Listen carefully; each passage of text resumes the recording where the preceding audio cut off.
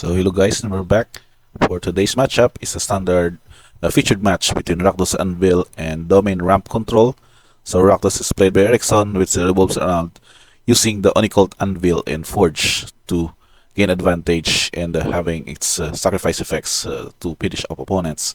Whereas the usual Domain Ramp, which is now a tier 1 deck in the metagame, is using the power to ramp into Atraxa, whereas adding also the control package of sweep cards like Sunfall and Lens Binding to gain control of the board and of course win off with an Atraxa card advantage.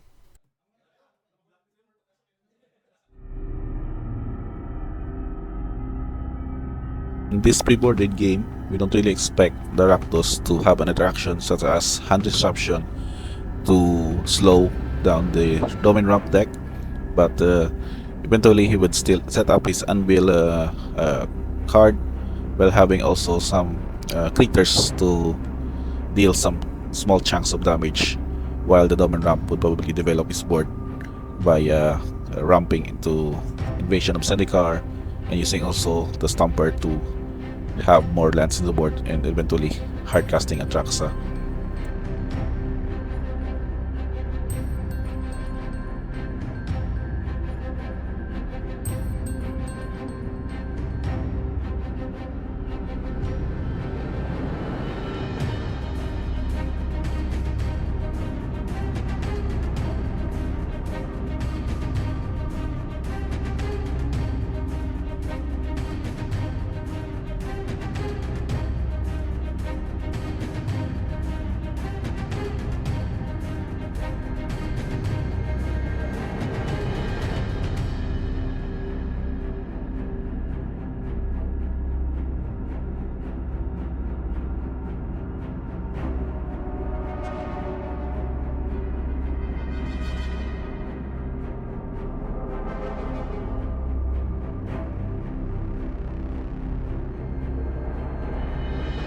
So we can expect a situation after this mana ramp from the Domain that he would actually hardcast an Atraxa or just go with a sweep via Sunfall and maybe Leyline Binding the unequaled Anvil to prevent further sacrifice shenanigans from the Rakdos Anvil deck. So you can see here that Ericsson is preparing for another attack in which just dealing some small chunks of damage while also casting creatures to be able to go with his sacrifice effects. I think this one is run with this setup.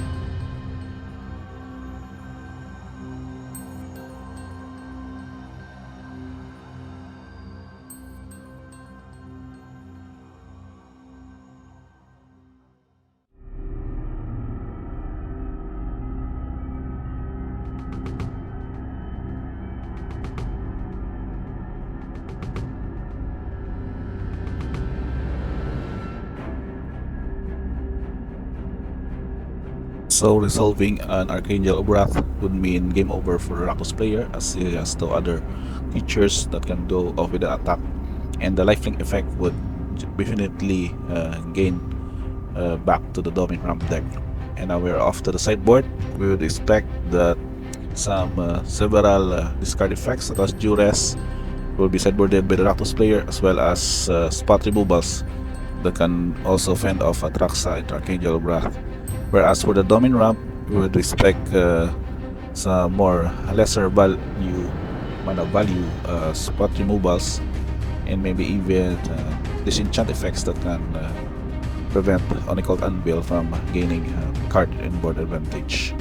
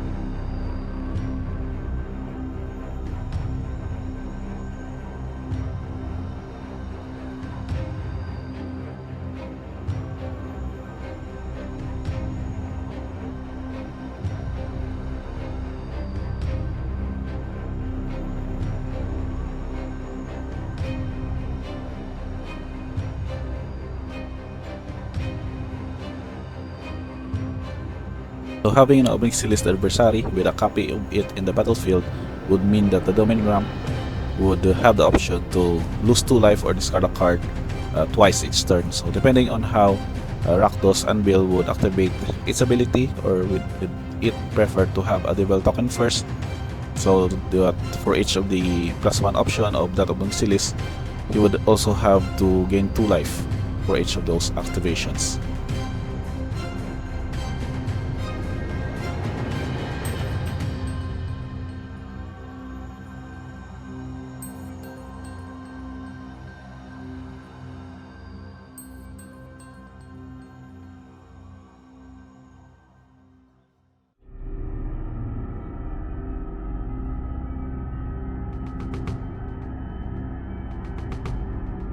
Lens Binding was able to answer a copy of the Obnixilis adversary, but it seems that Domain Ramp is still stuck at 3 lands and would be able to not further develop his board, while Rakdos Anvil would still continue to up the Obnixilis adversary's ability, while also having to set up his own board of creatures so that he can be able to also start attacking that of the Domain player.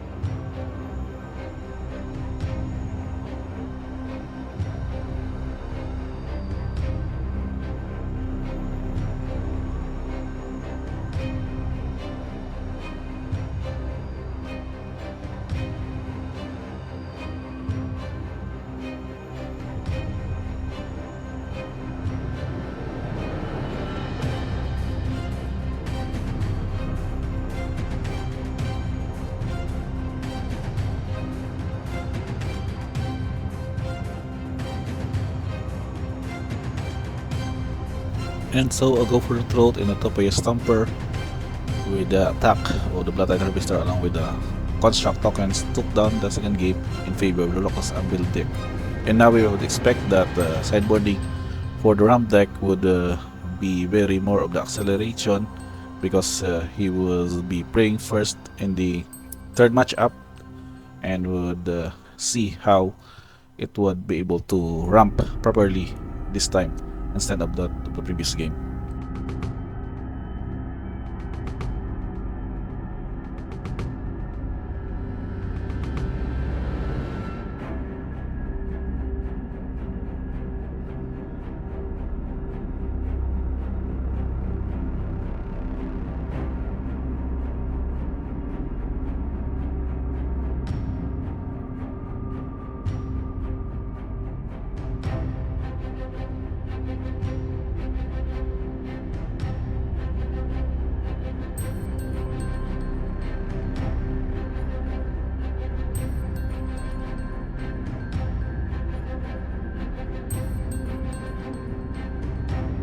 So Domain Ramp is now keeping his starting hand of 7, while Rakdos Anvil will be mulliganing to 6 to see if that his starting hand would probably curve into a synthesizer maybe in a turn 2 Anvil to cope up with the starting playing first of that of the Domain player.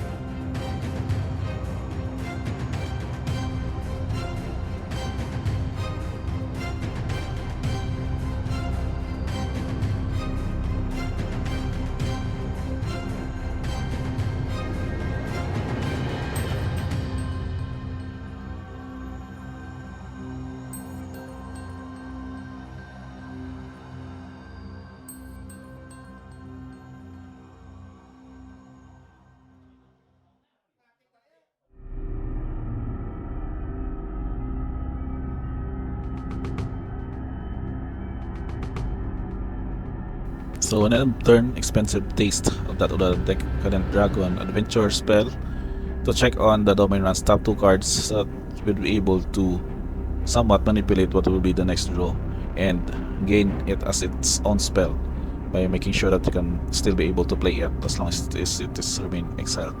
So again, a follow-up duress will check on the remaining cards of that of the Domain player's hand. We'll see that it is discarding Virtue and will stay able to attack for some chunks of damage while setting up this board.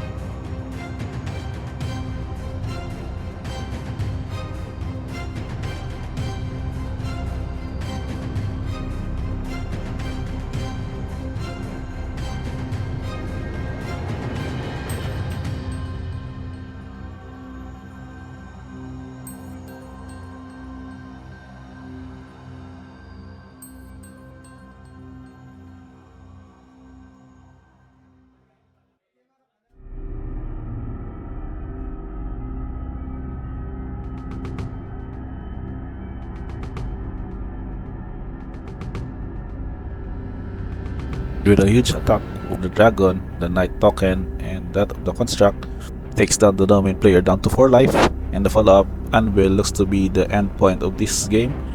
While I think is hoping that the domain will follow up this play with a Sunfall to get rid of the creatures of the Rakdos player.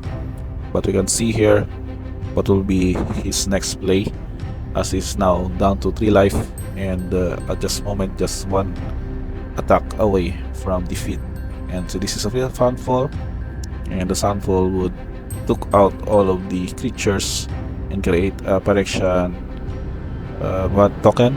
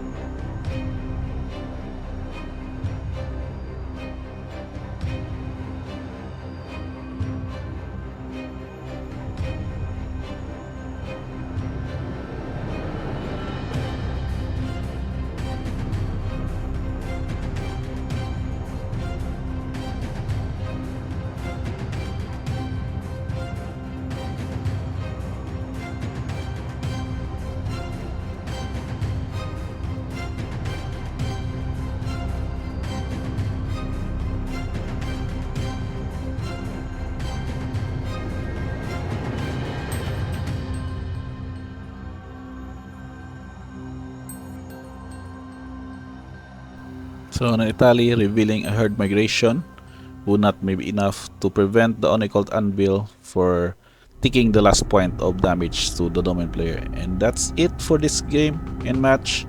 Round 2 featured match wins by the Rakdos Anvil player in 3 games. So that's it for this video, and see you guys on the next one.